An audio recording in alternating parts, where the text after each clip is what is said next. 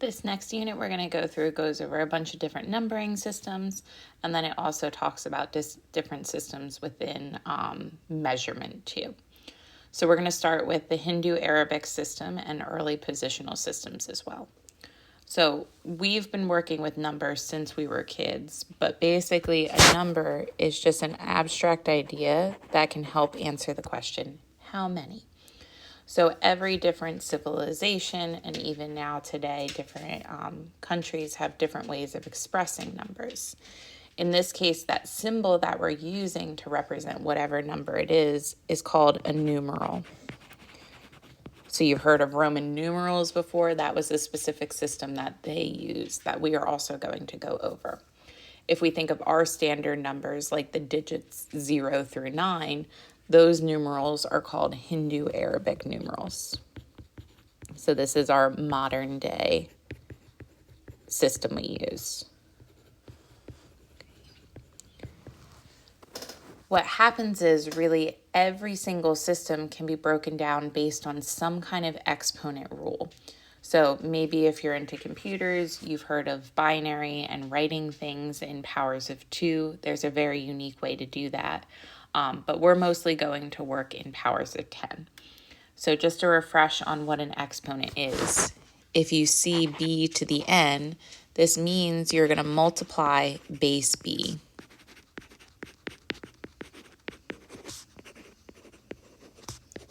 N times in total. Okay. So b is the base, n is that exponent. So just for some examples, if you have 6 to the third, it means you're taking the base 6 and you're multiplying it by itself 3 times. And if you actually do that, it will give you 216. If you want to do 2 to the 5th, it means take that base 2 and you're going to multiply it 5 times in total, which ultimately will give you 32. Okay. What we want to look at is specifically powers of 10, because our system is all in placeholders of 10. That's why our digits are the numbers 0 through 9 to represent 10 different quantities. So we're going to look at what happens if we take 10 to a power. Is there some kind of connection that we can see and relate it to a placeholder? So we're going to start out with 10 to the 0. Now, if you plug this into your calculator, you're going to see this will end up giving you 1, because there's not really a way to say take 10 and multiply it 0 times.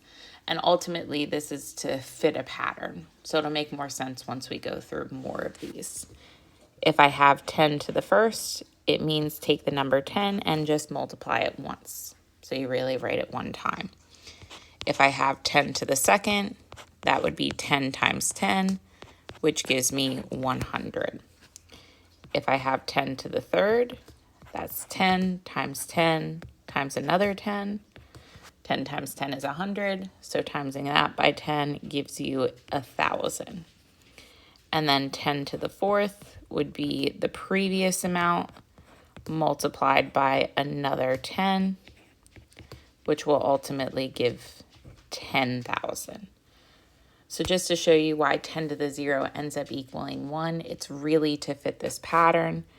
To get from 10 to 100, you're timesing it by 10. This, you're timesing it by 10. This, you're timesing it by 10. So the reverse way is also true. You could think of it as to get from this number to the prior one, you are dividing by 10. This number to the prior, you are dividing by 10, which then means the same thing. To get to the prior, you are dividing by 10. And so 10 divided by 10 gives you 1. So it really is to fit that pattern. But the other way to connect this, if you look at the exponent, that's exactly how many zeros follow the 1. So 10 to the third has 3 zeros. 10 to the second has 2. 10 to the first has 1, and 10 to the 0 has absolutely no zeros after this. So ultimately what this does is it gives you placeholders for each of those positional values. The 1's value, 10's value, hundreds, thousands, 10,000s, Next one would be 100,000s, and so on. So powers of 10 are just placeholders for the different positions.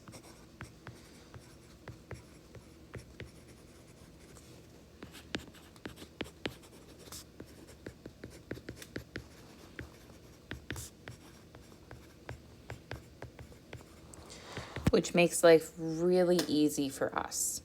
So we're going to start out looking at a number in a specific form. And this is going to help us with these other future types of systems. So the expanded form of a number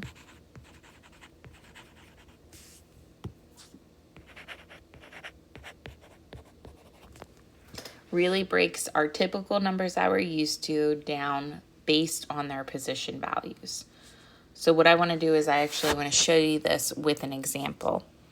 If you think of the number 742, we know that each of these numbers represents something different. So the 7 is in the 100 spot, so you have 700. The 4 is in the 10 spot, so you have 40. And then the 2 is in the 1's position, so you can really break it down based on their position value. And then to take this a step further, I can break it down based on all of these powers of 10. You have 7 100s. You have 4 10s. And you have 2 1s. Okay. So really that first position number, the 7, is really 7 times 10 squared. The 4 in that second spot is 4 times 10 to the first. And then the 2 in the 1 spot is 2 times 10 to the 0. Okay. So basically this tells you exactly which position it goes in. This is that starting position, the 0 position. Then this goes in that 10 spot. This goes in the 100 spot. So every single number we're able to break down like this. So we're going to try another example of this. We're going to write this number in expanded form. So we've got 53,217. So again, I'm going to start just by breaking it down based on the position value. So this gives us 50,000. Then we have 3,000 in the next spot. We have 200. Then we have 10 and 7. So everything is just broken down into the position. 50,000, 3,000, 200, 10, and 17. Or 7, sorry. Now, each of these can be written as something times 10 to a power. So this first one is really 5 10,000s. Then we have 3 1,000s. Then 2 100s. 1 10. And then 7 1s. And remember, the number of zeros is telling you exactly the exponent. So here there are 4 zeros. This is 5 times 10 to the 4th. Then we've got 3 zeros. So this would be 10 to the 3rd. 2 zeros gives us 10 squared. 1 0 gives us 10 to the 1st. And no zeros is 10 to the 0. Okay. So this is our number in expanded form. Okay. Now we're going to do the opposite. We're going to try starting with it in expanded form, and we're going to put it in that Hindu Arabic numeral. So again, that just means our standard notation that we're used to. So here, one thing you do have to notice, we start out with 10 to the 3rd, but then we jump down. We don't have anything in that second position. So you can immediately jump into writing this if you want, or you can also take it piece by piece. 10 to the third means a 1 followed by 3 zeros. 10 to the first means a 1 followed by a single 0. And then this is just a 1. Okay. So really this means we have 7,054. So condensing that to a single number, in Hindu Arabic form, it's 7,054. Okay. Or again, the other way you can look at this, to kind of just show you another shortcut, you don't need to actually calculate these piece by piece. Instead, what you can do is you can start with that lowest amount. So in that ones position, you have a 4.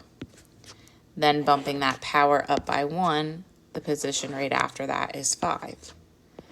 The problem is you skip over that next spot. So I have nothing in that 10 to the second place. And then finally, we have 7 in that 4th spot. So essentially, this is the first position. This is the second. It's 1 more than the power. The third is going to equal 0. And then this gives us that 4th position. Okay? So our number system is a little bit simpler. 1, because it's what we're used to. But 2, powers of 10 are just super nice to work with. So all of these other systems that we're about to do right now, unfortunately, have different powers for their placeholders. So we're going to start with the Babylonian number system. And here, instead of using powers of 10, they used powers of 60 for their place values. So what that means, our starting position was a 1, which is 10 to the 0. They still have that same starting position, except it's representing 60 to the 0. The position right after that is then going to be 60 to the first. The position after that is 60 squared, 60 cubed, and then it keeps growing. Okay. So this one's a little strange because this is 1. 60 to the first is 60. And then 60 times 60 will give us 3,600. Times another 60 gives us 216,000. So unfortunately, there's a lot of numbers in between as opposed to going 1, 10, 100, and just having those placeholder values. The reasons the Babylonians used powers of 60 is because it represented time. Okay. So the way they would represent a number is they didn't use the numbers 0 through 9. Instead, they just had 2 symbols. And they would put spaces in between to distinguish those place values. So the first symbol they used was basically a V.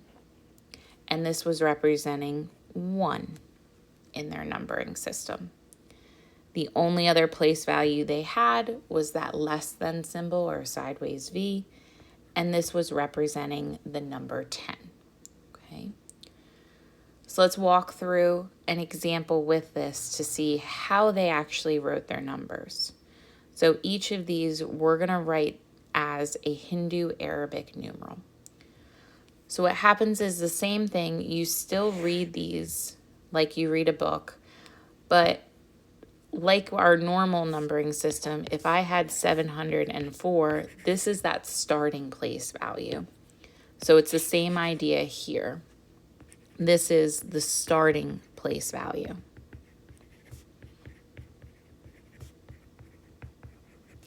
And then this is the ending place value. Okay. The problem with their numbering system is they use spaces. There was nothing to represent the number 0 here. So you would basically need like an extra long gap to say, okay, I'm skipping over like I did here, this third position. Not so clear cut with the Babylonians. So it's a little hard to read their actual numbering system because you just had to hope the spaces were distinguished so there was nothing going on.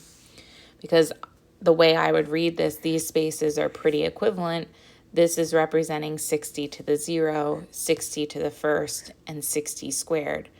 But if I didn't have a clear-cut example, if maybe I drew something like this, where the spacing's a little bit off, this gap is bigger than this one. So does that mean that I'm skipping over a place value in here?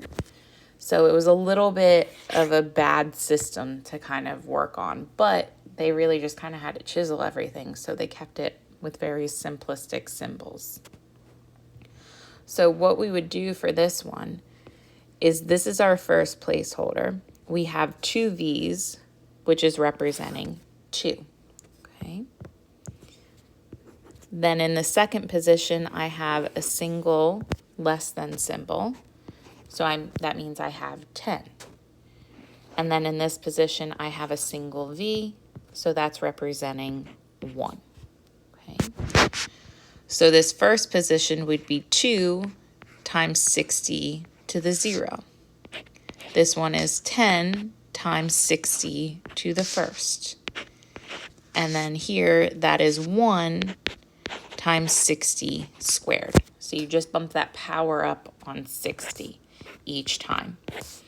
And then we go ahead and we add these together, just like expanded form. So really, this is 1 times 3,600. This is 10 times 60. And then ultimately 2 times 1. So this, in our standard Hindu Arabic numeral, is 3,600 plus 600 plus 2. So this is the number 4,202 in Babylonian. Okay.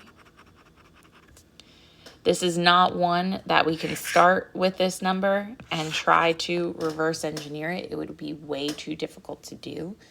There are some number systems that we will be able to do that for, but the Babylonians is definitely not one of them. So let's try another example here. So again, I'm going to start with that smallest place value.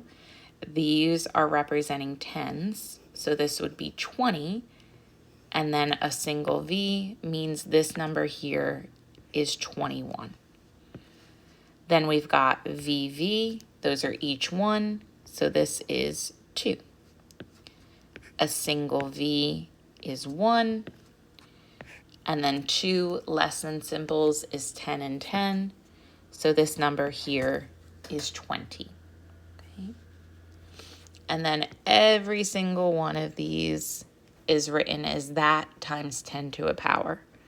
So starting with the smallest one, that's 21 times 60 to the 0. This is 2 times 60 to the first.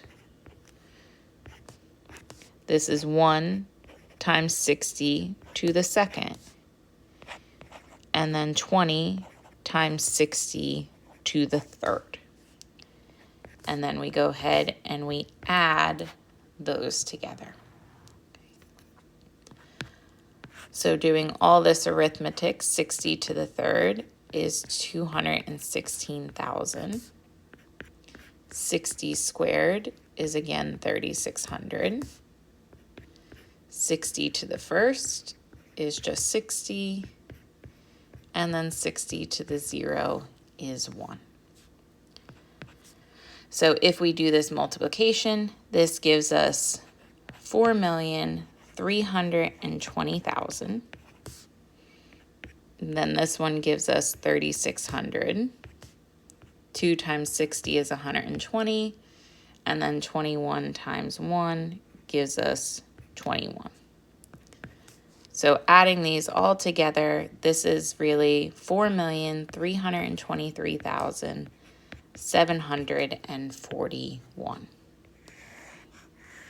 So a very, very, very big number represented in a very short way. Okay. The last system we're going to cover in this video is going to be the Mayan numeration system. It's kind of similar to the Babylonian system, where it uses a different powering, but it's also a little bit weird because they really wanted to make sure that their calendar days was one of the placeholders. At least that's what we think, having studied them. So the place values in the Mayan system are the following. The first is still 20, or the first is still 1, which you can think of as 20 to the 0. Then this is 20 to the first. Instead of going 20 to the second, they multiply it by 18. And then from here, then the powers of 20 keep going up. So the placeholder after this would end up being 18 times 20 to the 4th. Next one would be 18 times 20 to the 5th. So again, the reasoning for that, we think this is still 1, this is still 20. What you end up with here is 360, and that is the number of calendar days in the Mayan calendar. Okay. And then this one is 7,200, and then this one is 144,000. Okay. The other unique thing about the Mayans is they actually express their numbers vertically, and they do actually have a value to represent 0. So there's no ambiguity, you're not relying on spaces. So off to the left here, I've got all the different symbols for that Mayan numbering system. So you can see 0, it depends on the book that you use. It kind of looks like a football, but it's very unique in comparison. Then you can see the numbers 1 through 4 are just represented by that number of dots, and then 5 is represented by a bar. So the second you get to number 6, it's a bar to represent 5 with a single dot above it. Likewise, 7, a bar for 5, 2 dots above it. So when you get to 10, that's 5 and 5, you get 2 dots as a result. So the way these Mayans represented their system is they would put those they'd put their numerals vertically. So here you can see this is another way to represent 0. Again, it just depends on the book that you use. But the photo that I have on the left was one that was just nice and quick and saved and looked good in the video next to this. So you read these numbers vertically instead. So the bottom is still going to be that smallest place value, and this one will represent the largest.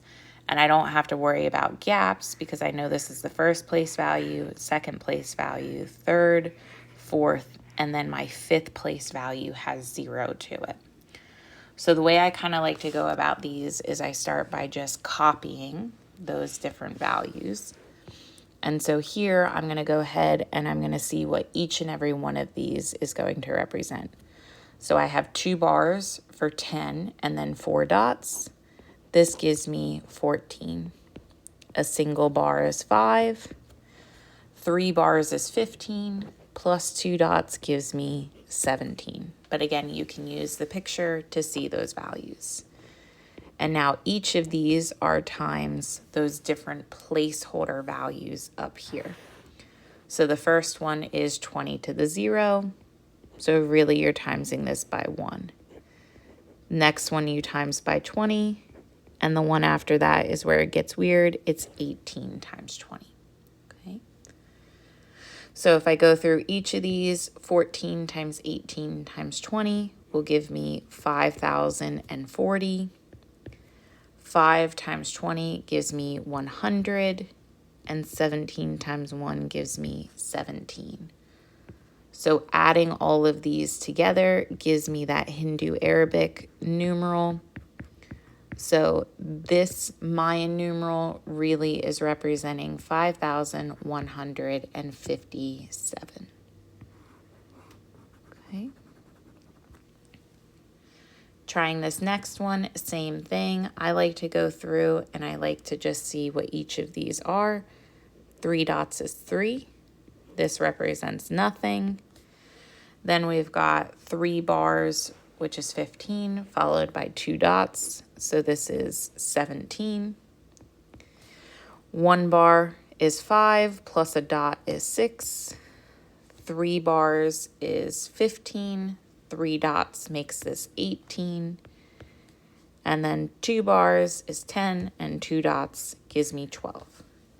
So you can see by them being in base 20, they needed a symbol for all the numbers 0 through 19. So going through my placeholders, this one is a 1. Next one up is a 20. And then unfortunately, it's not 20 squared, it's 18 times 20. Now for each of these, I bump that power on 20 up. So this is 18 times 20 squared. This one is 18 times 20 to the third. And then 18 times 20 to the fourth. So you are definitely going to want a calculator. On this next test, I'd recommend a handheld one, because 18 times 20 to the fourth means you're going to take 3 and times it by 2,880,000.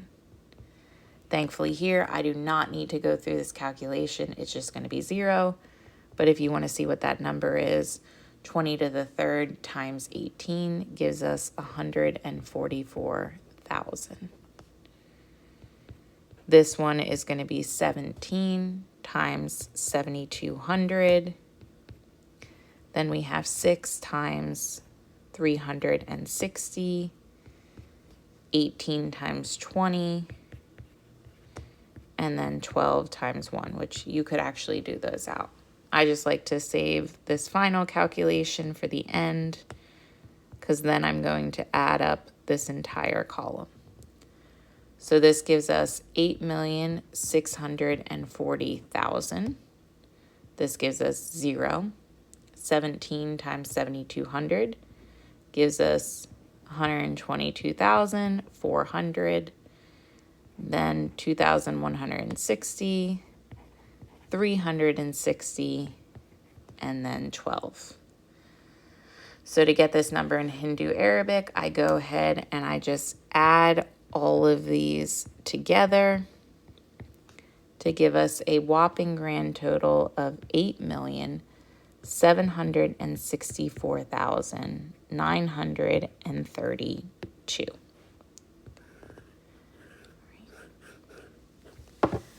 So this is our start to these different numbering systems. We are going to go through quite a few more, but they're all very similar, just different symbols and different placeholders.